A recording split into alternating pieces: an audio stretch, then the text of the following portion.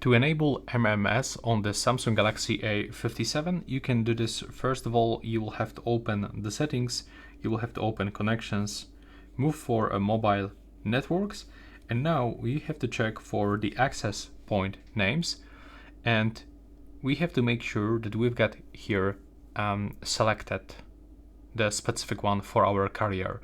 So if you don't have here the MMS, it means that you have to open the website of your carrier, or basically call your carrier and ask for the access point names, and you will have to set them. As you can see here, we can find this multimedia message port, multimedia message proxy. Without this, you will be not able to receive them. I cannot show you exactly the specific one because it's different for each carrier.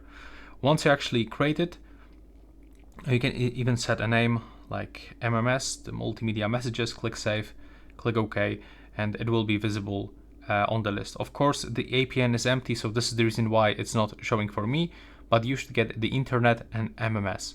Next, you have to open your Samsung Messages application. Click here, go to the settings. Now you have to go for the more settings, and here when you got the multimedia messages, you have to enable download automatically. But also, if you are outside your region, go with this one to download automatically while roaming. And if you are using 2 SIM cards, it means that you have to enable it for both of them. Also, make sure that you enable the RCS chats. So here we have to go for if a chat isn't delivered, resend as text or multimedia message. Remember this one, and also enable auto download. What we can also do, basically we can set the shared image quality.